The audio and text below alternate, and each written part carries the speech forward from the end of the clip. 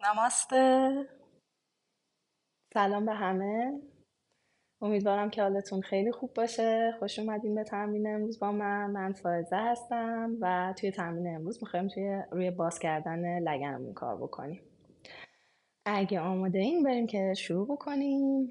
توی یه وضعیت راحت قرار بگیرین، خوابیده یا نشسته، و چشماتون رو با آرومی ببندین.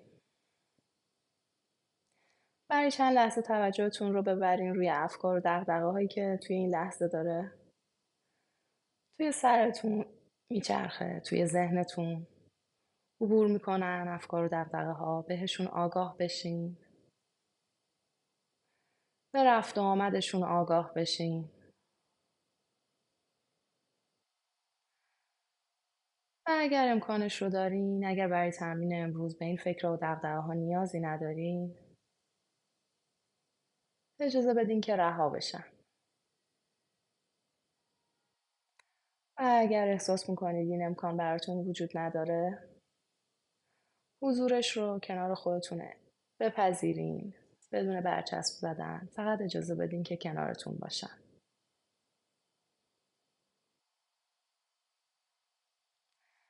هر وقت که آماده بودین، توجهتون رو از فضای درون ذهنتون بیارین روی محیطی که توش قرار گرفتین. ارتباط بدنتون رو با این محیط پیدا بکنید.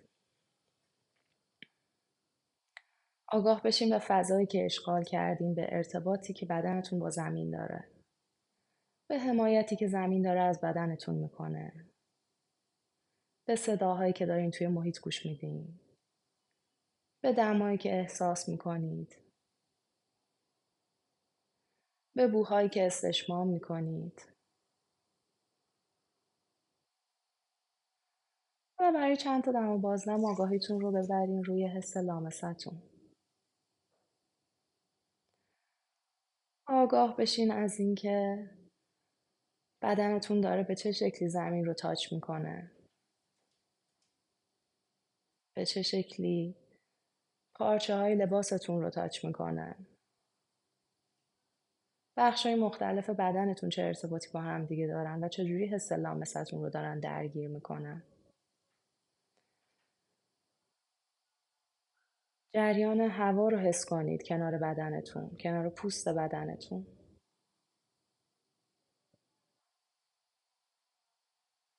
و با آرومی توجهتون رو متمرکز کنید روی پشت لبهاتون، روی جریان هوایی که پشت لبهاتون رو لمس میکنه و حس لامستون رو تحریک میکنه.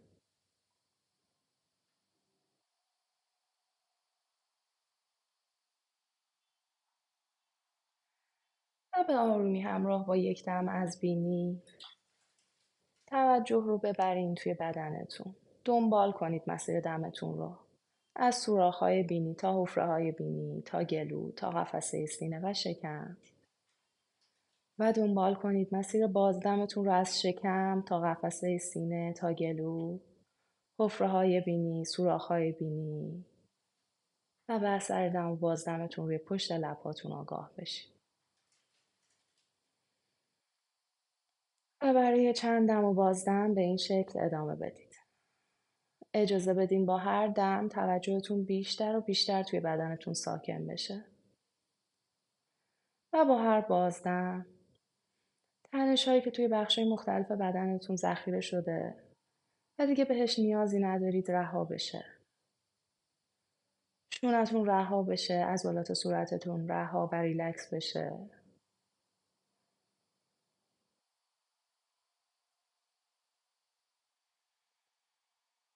اجازه بدین با هر دم ستون فقراتتون صافتر و کشیده تر بشه.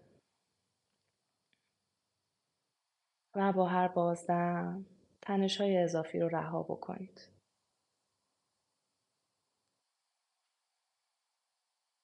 دنبال کنید مسیر دم رو از کنار ستون فقرات تا شکم و از شکم از کنار ستون فقرات تا پشت لباتون.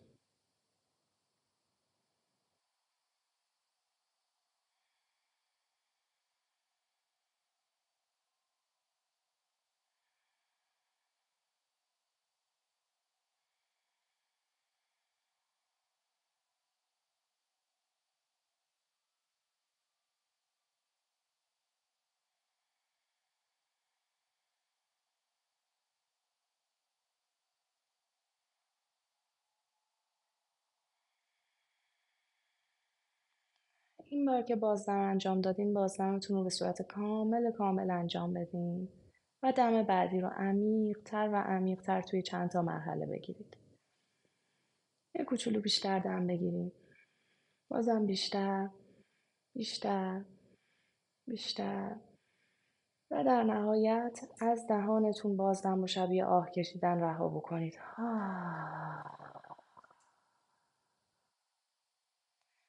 و به آرومی چشماتون رو باز بکنید اگر بسته است و بریم که تمرین امروز رو شروع بکنیم.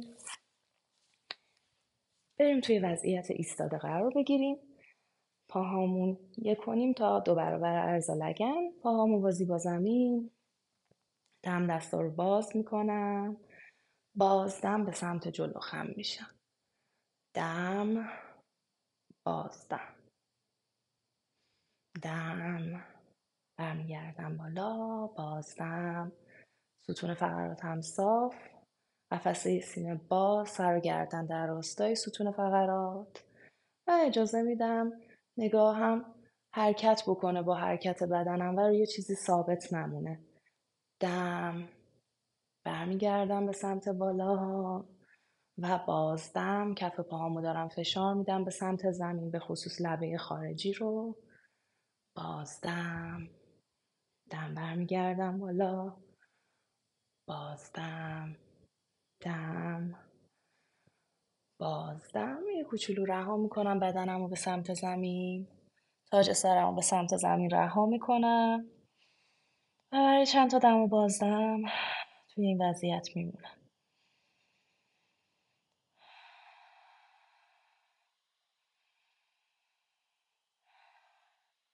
دم میگیرم، قفسه سینه رو باز میکنم، بازدم دستا میاد کنار لگنم، همراه با دم بعدی برمیگردم به سمت بالا و دم دستا رو رها میکنم.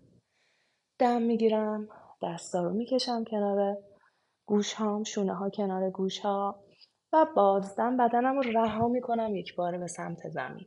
دم تا نیمه برمیگردم بالا، بازدم با صدا.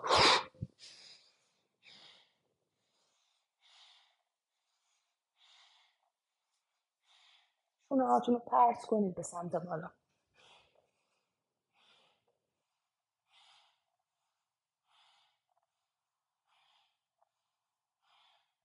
و دوباره توی وضعیت بازدم برای چند تا دم و بازدم توقف بکنید.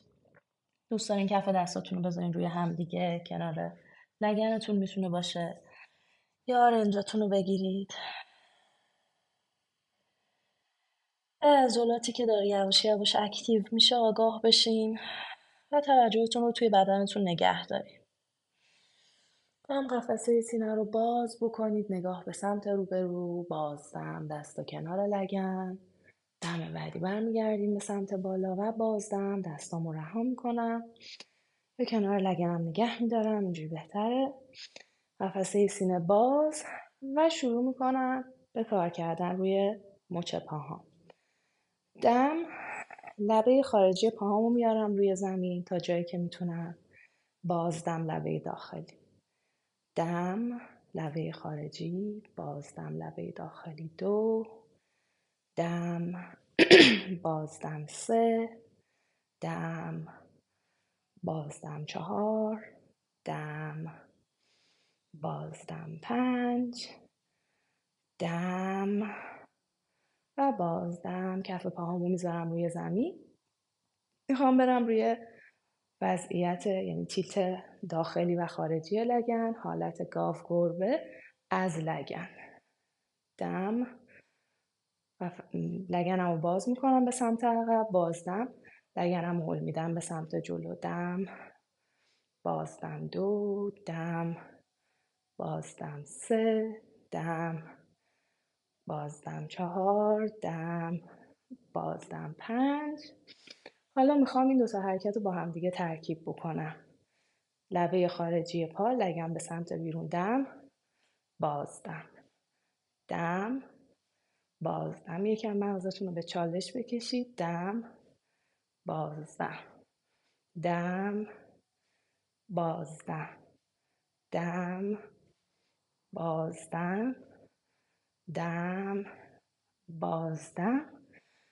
و کف پاهامو میذارم روی زمین. به حرکت لگنم ادامه میدم و شروع میکنم دستامو میارم از بالا، شروع میکنم به ماساژ دادن بدنم. دست ها به حرکت لگنت ادامه بده. سعی کن عمیق باشه و دامن حرکتیت کامل باشه. سرم، شونه ها، قفسه سینه، شکم، پهلوها، لگن، اشاله ران. ادامه بده به حرکت لگنت. ران، پشت ران. سعی کنید همینجا رو تاچ بکنید و بهشون توجه بکنید، به خصوص پاهاتون و لگنتون رو که میخوایم امروز توی این تمرین روش کار بکنیم. همینجا رو گرم بکنید و به حرکت لگنتون ادامه بدید. مچ پاها، روی پاها، کف پاها، پاشنه پاها، بین انگشتای پاها و همه جا. و به آرومی دوباره برگردیم به سمت بالا. دم دستا رو باز بکنید و پای راست رو 90 درجه بچرخونید به سمت بیرون. بریم توی وضعیت جنگجوی 2. نگاه به دست راست. لگنمو دارم هل میدم به سمت جلو. دمو بازدم. 1 2 3. عضلات باسنم اکتیوه، کشالای رانم اکتیوه. 4 و 5. بیشتر میشینم روی پای راستم و زانوی پای چپم میذارم روی زمین. برمیگردم به سمت روبرو. دست چپ میاد کنار پای راست. میرم توی وضعیت پیچ. نگاه به دست بالا. 1 2 3 4 و 5. دم میگیرم، بازدم. دست راستم میارم کنار پای راست و دست چپم میبرم به سمت بالا. پای چپم رو هم 90 درجه به سمت بیرون میچرخونم. دم میگیرم، بازدم. دستم میاد پشت سرم و میخوام لگنم رو نزدیک بکنم به پاشنه پای راستم و دور بکنم 5 بار. 1 2 3 4 و 5. اینجا بمون و دوباره حرکت لگن رو تجربه بکن توی این پوزیشن. 1 2 3 4 و 5.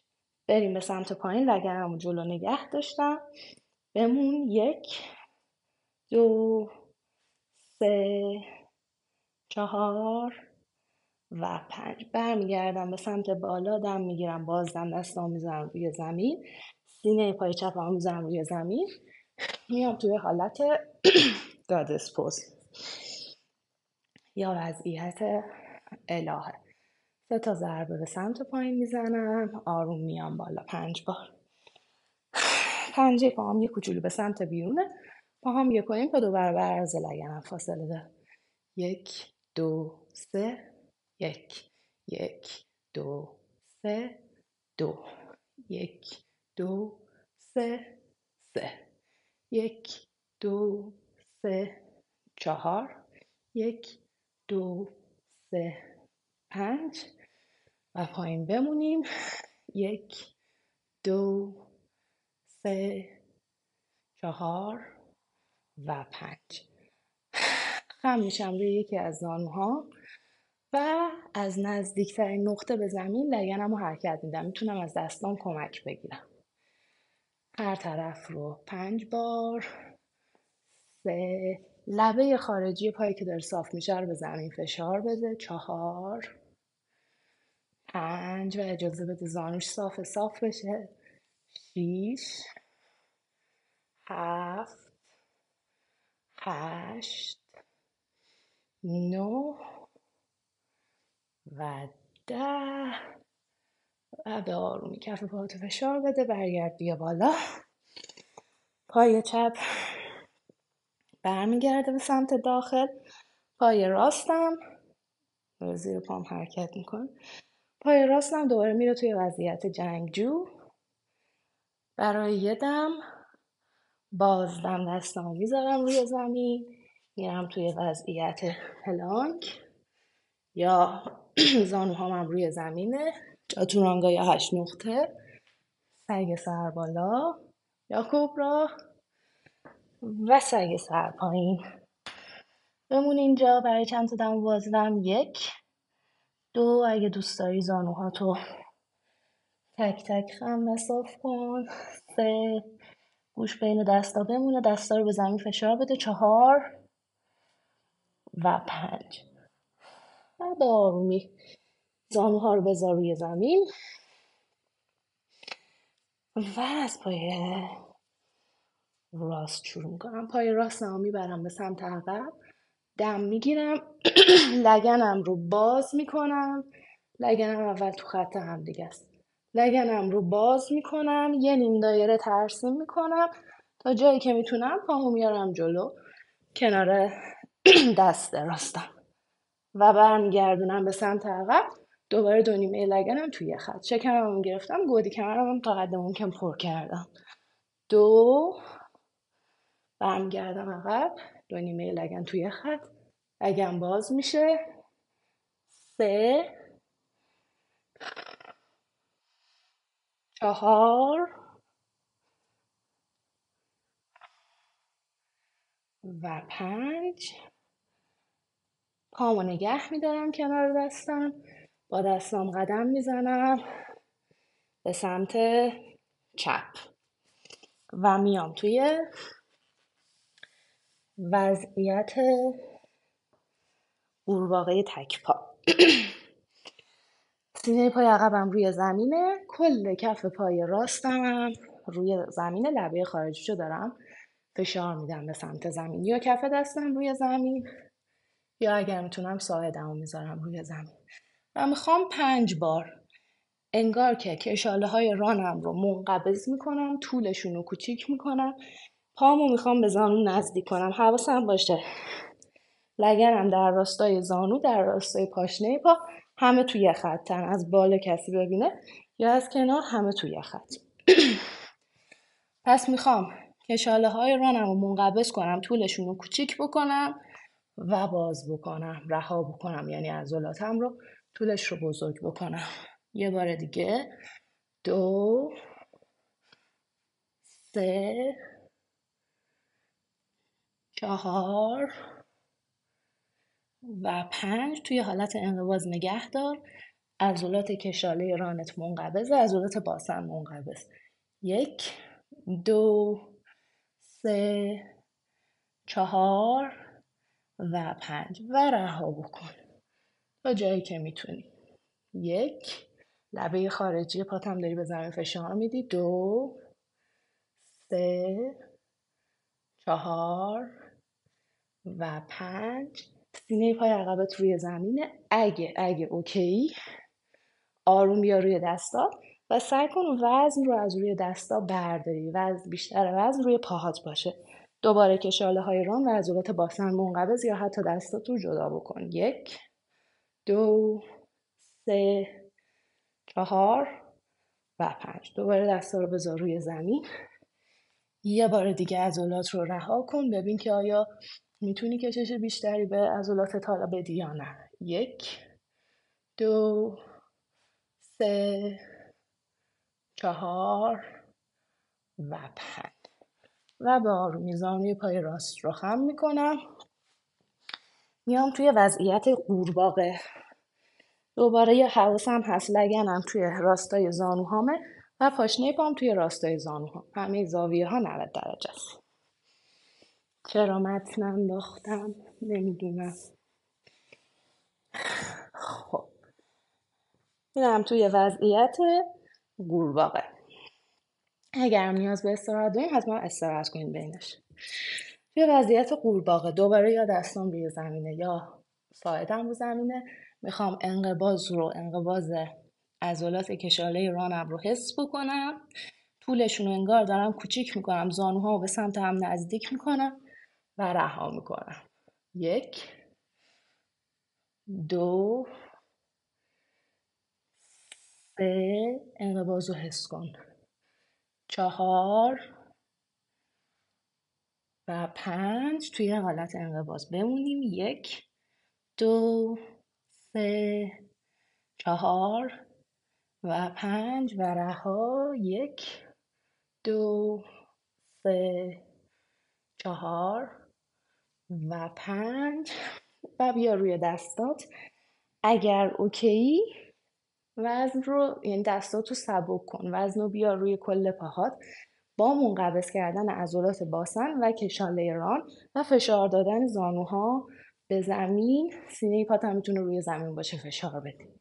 1 2 3 4 و 5. یه بار دیگه دستا رو بذار روی زمین، چک کن ببین آیا این انقباض بهت کمک کرده که یه کوچولو کشش عضلاتت بیشتر بشه یا نه. و بمونیم اینجا بر 10 تا تنفس. 1 2 3 اما باز دمتو آروم کن عمیق. 4 5 6 شکمت هم بگیر، گودی کمرت پر. 7 8 9 و 10 و کف دستات رو بذار روی زمین. سینه پاهاتو بذار رو زمین. بیا توی وضعیت پراساریتا دوباره. یه کوچولو اینجا بمون، استراحت کن. 1 2 3 4 و 5. دم قفسه سینه بازدم دستا روی لگن، دم برمیگردم بالا و بازدم دستامو رها میکنم. یه کوچولو چشماتو ببند و توجهت رو ببر توی بدنت. ببین که چه اتفاقی افتاده، ببین کجا رو بیشتر داری حس میکنی بعد از تمرینی که انجام دادیم.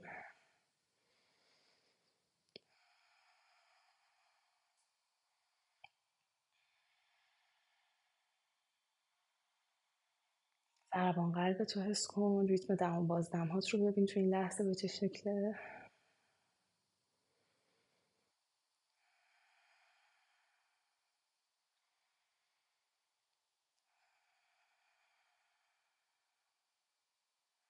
و با آرومی چشمات رو باز کن. بریم برای سمت دیگه.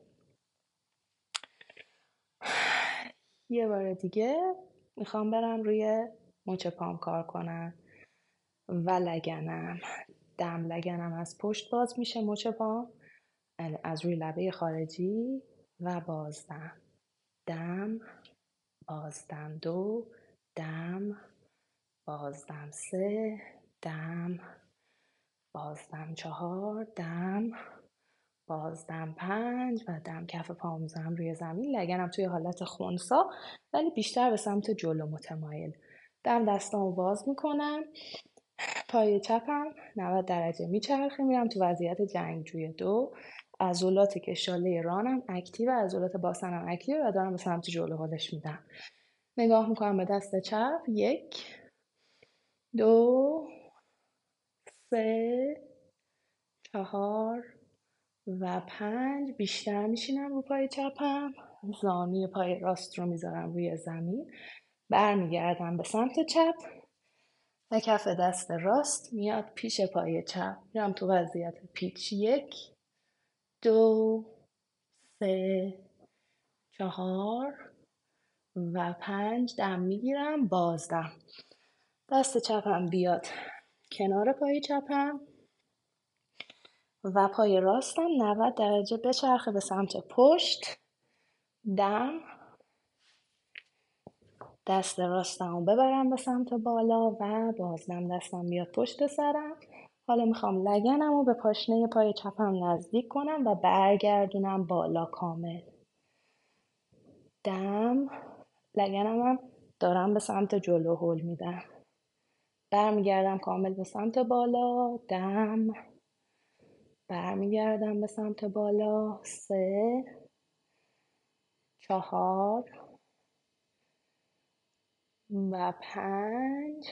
لگنم و کنار پاشنه پام نگه میدارم، اجازه میدم لگنم باز شه و میمونم توی این پوزیشن. 1 2 3 4 و 5.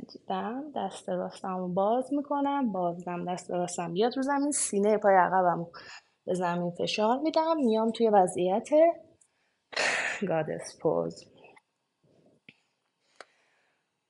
میشینم، پاشنه پاهامو جدا میکنم. 1 1 1 2 3. لگن پایین. پای راست 1 2 3. پای چپ 1 2 3. پای راست 1 2 3. پای چپ 1 2 3.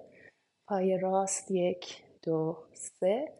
پای چپ 1 2 3. پای راست 1 2 3. آخرین بار چپ 1 2 3. راست 1 2 3 و کف پاتو بذار رو زمین. بمون تو این وضعیت. کشاله ران 4 سر و باسن منقبض. 1 2. قفسه سینه باز. 3 4 و 5. یه کوچولو عضلاتتو ریلکس بکن و دوباره میرم توی وضعیت جنگجوی 2. نگاه هم به سمت دست چپ. یه برای یه دم بازدم دستا میاد روی زمین. میرم توی وضعیت سگ سرپایین. زانوهامو میذارم روی زمین. پای چپم رو میکشم به سمت عقب. 2 نیمه لگنم توی خطه. لگنم رو باز میکنم همراه با دم. 1 نیم دایره انگار ترسیم میکنم. پای چپ میاد کنار دست چپ 5 بار. دوباره لگنم برمیگرده توی خط. 2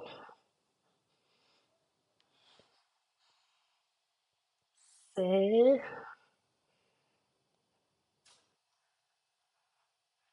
4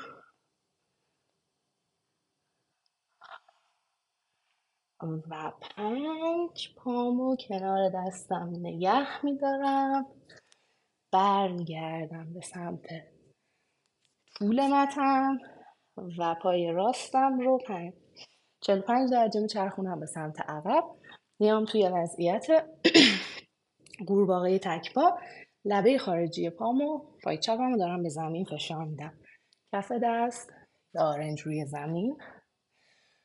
میخوام 5 بار منقبض بکنم کشاله هامو و رها بکنم. منقبض و رها. منقبض و رها. حواسم هست که لگنم تو خط زانو، پاشنم تو خط لگنم. منقبض رها.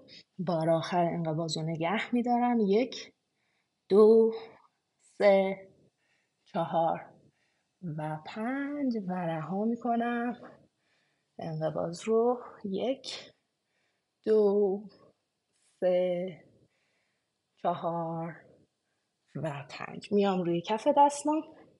یک کوچولو دست و پامو از حالتی که توی حالت رهاییم بودم به هم دیگه نزدیکتر میکنم. لبه خارجی پامو به زمین فشار میدم. کشالای رانم منقبض. 4 سر منقبض. باسن منقبض. وزن رو یواش یواش از روی دستام منتقل میکنم روی پاهام و اگه تونستم دستم رو جدا میکنم. 1 2. حس کنید انقباض رو توی تمام بخشای پا. 3 4 و 5 و دستا رو بذار روی زمین. یه بار دیگه رها کن عضلاتت رو. لبه خارجی پای چپ تو داری به زمین فشار میدی و بمون. 1 2 3 4 و 5 و زانوی چپ رو خم کن. بیایم توی وضعیت قورباغه. یه دور دیگه تکرار بکنیم. انقباض رهایی. انقباض رهایی. انقباض رهایی، انقباض. طول عضلات کشاله رانت رو کم کن. رها. طول عضلات رو زیاد کن. آخرین بار. 1 تو انقباض بمون، وضعیت انقباض بمون. 2 3 4 5 و رها.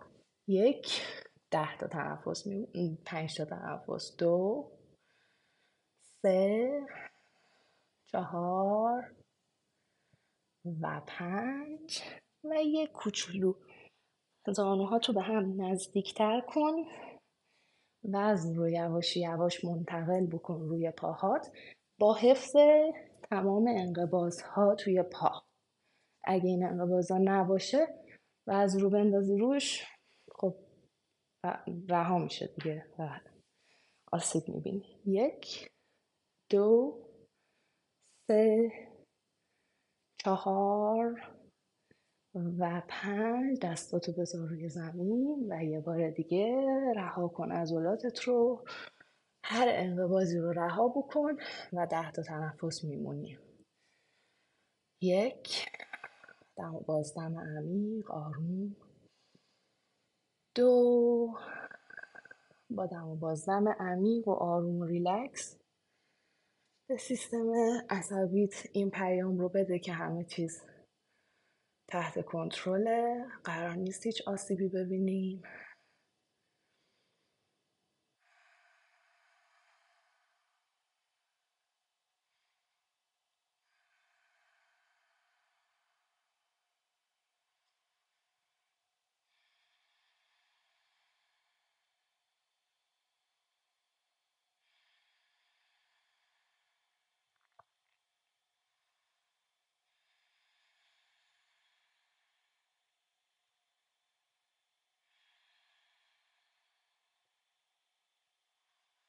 چشماتو ببند، توجهتو ببر روی کشش هات، روی باز شدن لگنت، روی کشاله های رانت، 4 سرت، هر جایی که بیشتر داری حسش میکنی. فقط گودی کمرت هم پر کن، خیلی شکمتو به سمت زمین رها نکن. روی وزنی که ممکنه روی دستات حس کنی، روی گرمایی که داری احساس میکنی.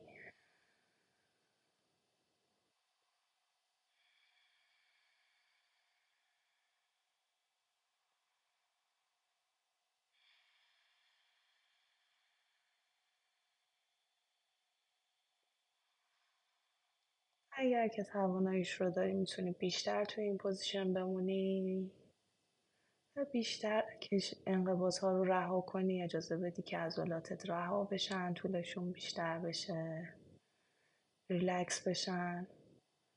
سیستم عصبیت رو مهمتر از هر چیزی برای اینکه روی انعطافت کار بکنی اینه که سیستم عصبیت رو ریلکس بکنیم. یکی از راهاش اینه که با دم و بازدم عمیق و طبیعی به سیستم عصبیت این پیام رو بدی که قرار نیست آسیبی ببینیم با این کشش. و سیستم عصبیت به عضلاتت این اجازه رو بده که طولشون رو بیشتر بکنن. در غیر این صورت سیستم عصبی تو به عضلات این پیام رو میده که احتمال آسیب وجود داره، پس بریم توی وضعیت انقباض و رها نشیم. پس مهمتر از هر چیزی اینه که سیستم عصبیمون رو آروم و ریلکس نگه داریم. گفتم یکی از راهاش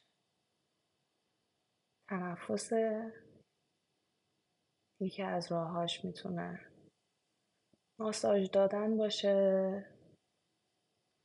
مثلا میتونیم بیایم توی این پوزیشن یه کوچولو ماساژ بدیم، کشش‌های رانمون رو یکم از حالت کشش خارج بشیم. کشانده های ران، 4 سر عضلات باسن رو ماساژ بدیم. ماساژ خوب، ماساژ یا حالت با نوک انگشتامون بهش یه پیام دیگه ای بدیم غیر از این که الان داره این کشش آزارمون ممکنه بده. و دوباره چک کنیم ببینیم که آیا روی طول عضلاتمون تاثیر داشته یا نه. یکی از تمرینات دیگه ای که ممکنه تاثیرگذار باشه تمرینات وستیبیولاره. یه کوچولو از کشش خارج بشین که یکم ریلکس بشه عضلات پاتون. نگاهتون رو متمرکز روی یک نقطه نگه دارین توی خط دیدتون و شروع بکنید به حرکت دادن سر به سمت بالا و پایین. 1 2 3 4 5 6 7 8 9 10. یه بار دیگه چک کن ببین آیا تاثیرگذار بوده یا نه. برای من یکم بستر داشت، یکم بازتر. دوباره رها کن، یعنی پاهاتو از حالت کشش. نگاه متمرکز روی همون نقطه و سر رو بچرخون به سمت چپ و راست.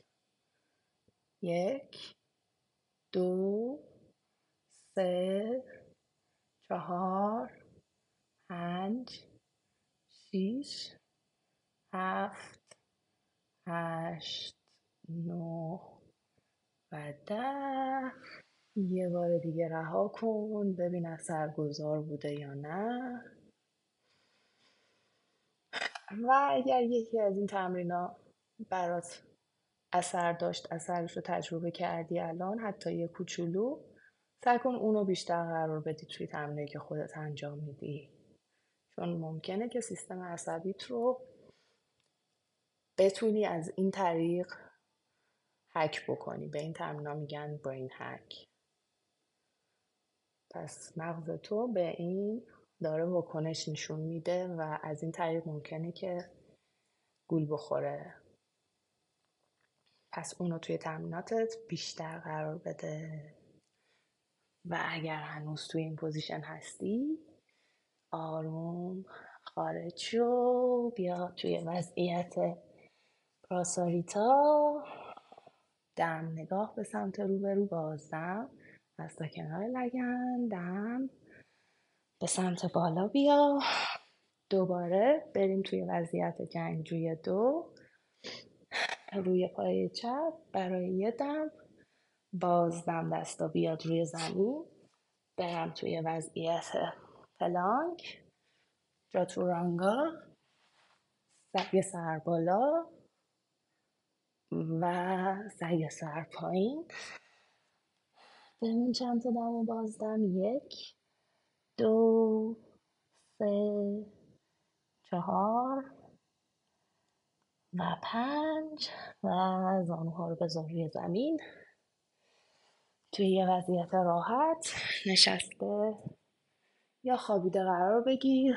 قبل از اینکه یه ریلکسیشن کوتاه داشته باشی، اگر دوست داری میتونی میدل اسپلیتت رو، یعنی پاواز از وسطت رو چک بکنی. دوباره توی تمرینات پاواز از وسط هم میتونی اون تمرینات برین هکی که گفتم رو انجام بدی. یکیش میتونه ماساژ دادن باشه، یکی از مهماش که امروز خیلی بیشتر روش کار کردیم، قبل از اینکه بخوای عضله رو طولش رو زیاد بکنی، منقبضش بکنی آگاهانه و به سیستم عصبیت این پیام رو بدی که منقبض کردن و رها کردن، انقباض عضله یا انبساطش، رهاییش تحت کنترل منه، تحت کنترل ماست. به مغزت اینو بگی تحت کنترل ماست. ما خودمون میتونیم منقبضش بکنیم آگاهانه و ارادی، و آگاهانه ارادی میتونیم طولش رو زیاد بکنیم که توی تمرینات امروز روی اون بیشتر تمرکز کردیم. یکی از تمرینات مهم میتونه اون باشه، یکی از تمرینات مهم میتونه ماساژ دادن باشه، یکی از تمرینات مهم میتونه تمرینات وستیبولار باشه که گفتم نگاهت متمرکز نگه میداری یک نوع از تمریناتش این بود و مهمتر از همه و همه و همه تنفس طبیعیه. توی پوزیشن قرار گرفتی، تنفس طبیعیت رو حفظ بکن. تا موقعی که تنفس طبیعیت رو حفظ بکنی، سیستم عصبی توی وضعیت آرامشی قرار داره، توی وضعیت جنگ و گریز قرار نمیگیره، توی وضعیت رستن دایجست قرار داره به نوعی و اجازه میده که تو به صورت ارادی طول عضلات رو بیشتر بکنی. پس اگر دوست داری میتونی یه بار دیگه این تمرینات برین هک رو انجام بدی. یکی تمرینات مهمی هم که امروز انجام دادیم روی مچ پا بود. موبیلیتی مچ پا خیلی خیلی مستقیم تاثیر داره روی میدل اسپلیت به خصوص. این تمرینات رو میتونی دوباره انجام بدی زمانی که خواستی میدل اسپلیتت رو هم چک بکنی و اگر در غیر این صورت میتونی ویدیو رو پاز بکنی تمرینات رو انجام بدی. اگر نه آماده بشیم برای اینکه یه ریلکسیشن کوتاه داشته باشیم. شما میتونید هر چقدر که بدنتون نیاز داره به ریلکسیشن توی این لحظه بهش این فرصت رو بدین. به آروم چشماتون رو ببندین توی هر پوزیشنی که هستین و توجهتون رو ببرین روی حسایی که الان دارین توی بدنتون تجربه میکنید، به خصوص توی پاهاتون، توی مچ پاها، به خصوص توی ساق پاها، زانوها، توی کشاله ران و توی لگن. به حسای مختلفی که الان بعد از انجام این تمرینات داریم تجربه میکنیم آگاه بشیم، بدون اینکه بخوایم برچسب بزنیم یا دسته‌بندیشون کنیم به اینکه این حس خوشاینده یا ناخوشاینده، میخوام ازش رها بشم یا میخوام بیشتر داشته باشمش. فقط حسه رو تجربه بکنیم.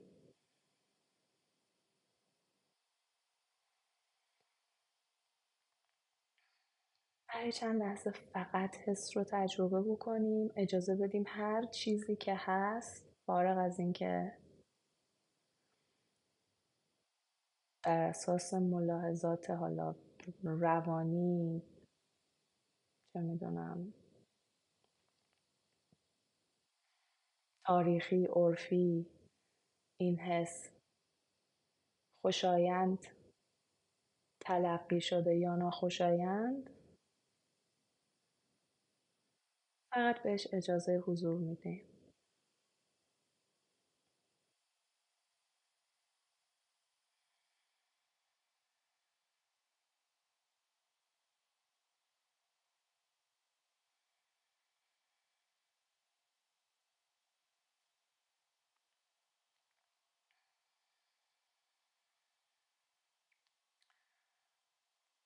به بدنمون، به مغزمون اجازه میدیم فارغ از دسته‌بندی ها حسا رو همونطوری که هستن تجربه بکنه.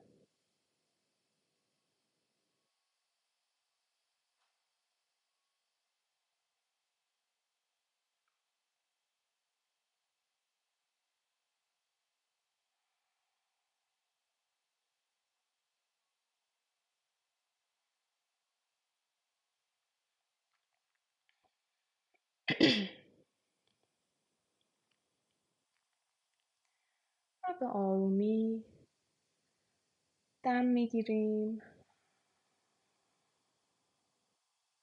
انگار که از کف پاهامون داریم دم میگیریم. توجه رو فقط کف پاها متمرکز کنید و تصور کنید دم داره از کف پاهاتون اتفاق میفته. انرژی حیاتی رو همراه با دم از کف پاهاتون منتقل کنید به سمت پاشنه پا، درون پاتون، مچ پاتون، ساق پاتون، زانوها. اجازه بدین دم و انرژی حیاتی از بین پاهاتون عبور بکنه و حرکت بکنه به سمت رانها.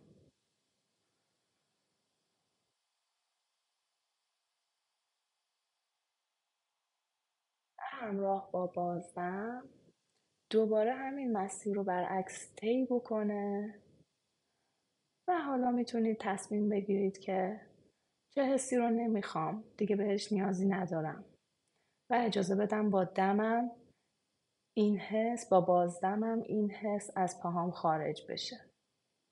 حالا نوبت شماست که تصمیم گیری بکنید. این حس رو نمیخوام. این حس انقباض رو الان دیگه نمیخوام داشته باشم. اجازه میدم با بازدمم همراه بشه، دوباره از کف پاهام خارج بشه.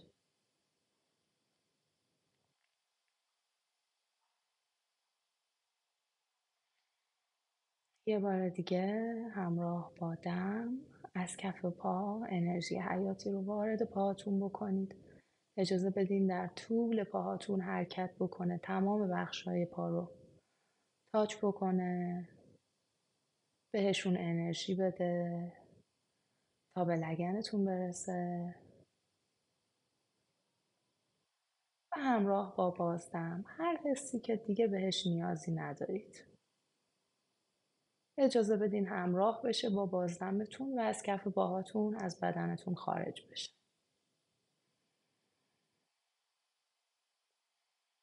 یه بار دیگه این تمرین رو انجام بدین و اگر حسی هست که شما احساس میکنید بهش نیازی ندارید ولی توی بدنتون مونده، همراه با بازدمتون نمیشه، سمجه، تقلا نکنید، باهاش وارد جدال نشید، اجازه بدین حضور داشته باشه تا به موقع خودش یواش یواش از بین بره و خارج بشه از بدنتون.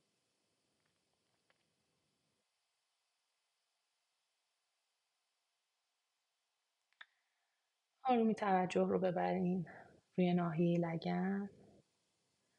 تصور کنین که دارین دم میگیرین از کف لگنتون،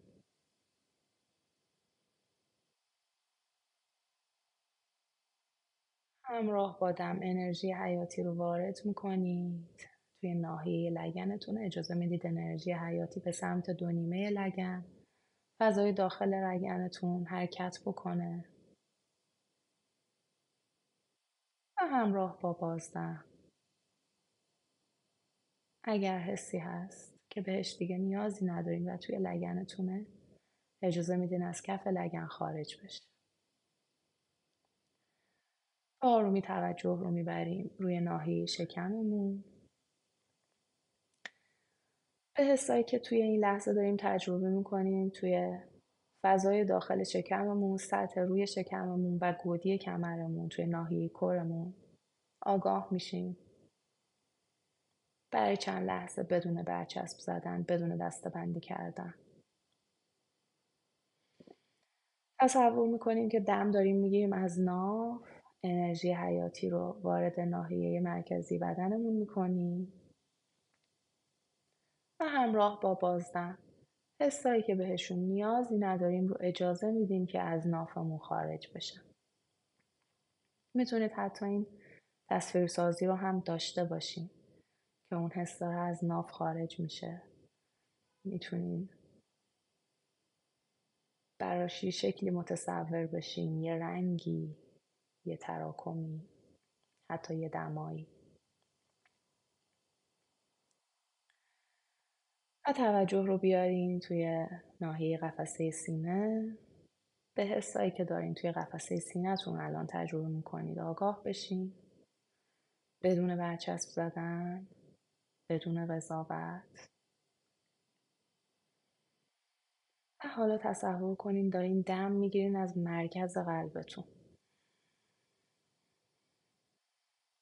و فضای سینه رو پر میکنید از دم. اجازه بدین دمتون کتف‌ها و بین کتفاتون رو هم تاچ بکنه، زیر بغل‌ها رو حس بکنه و همراه با بازدم تصمیم بگیرین هر حسی که دیگه بهش نیازی ندارین و تو این بخش از بدنتون گرفتار شده، گیر کرده، اجازه بدین از مرکز قلبتون خارج بشه. ببینید که داره خارج میشه و توجه رو ببرین روی شانه ها، به حسای مختلفی که توی شونه‌تون الان دارین تجربه میکنید آگاه بشین. برای چند لحظه بدون دسته‌بندی کردن حسا، هر چیزی که هستن رو بپذیرید، باشید باهاشون.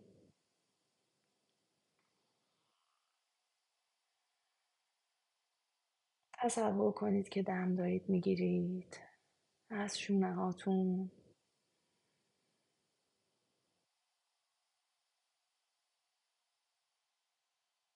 همراه با بازدم هر حسی که تو این بخش هست و دیگه بهش نیازی ندارین و اجازه بدین از شونه ها خارج بشن. و حالا آگاهیتون رو ببرین روی هر دو دست،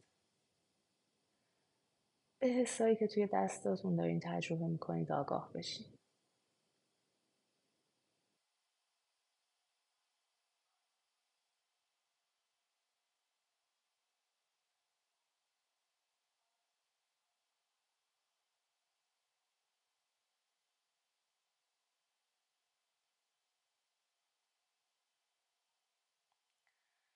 تصور کنین که دارین دم میگیرین از نوک انگشتای دستاتون. اجازه میدین دم و انرژی حیاتی حرکت بکنه از توی بند انگشتای دستاتون به سمت کف دست، پشت دست، مچ دست، ساعد دست‌ها، آرنج‌ها و بازوها.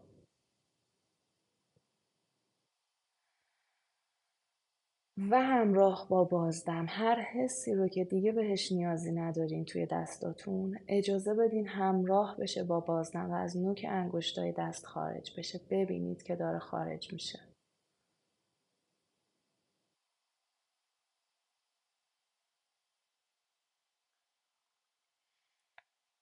و آگاهی رو ببرین روی ناحیه گردنتون، دم بگیرین همراه با بازدم. دم بگیرین از اون ناحیه‌ای که وقتی آب دهانتون رو قورت میدین منقبض میشه از گودی گلوتون. پر کنید فضای گردن رو از انرژی حیاتی. نه همراه با بازدم رها بکنید گردن رو، بازدم از گودی گلو. و توجه رو ببرین روی اجزای سر و صورت. تصور کنید که دارید دم میگیرید از بینی، پر میکنید فضای سرتون رو. تصور که دیگه نه، دم بگیرید از بینی، فضای سر رو پر بکنید از دم و انرژی حیاتی. حسایی که دارین تجربه میکنید رو ببینید، تجربه بکنید. و اگر حسی توی ناحیه سر و صورتتون هست که دیگه بهش نیازی ندارین اجازه بدین همراه با بازدمتون خارج بشه از بینیتون.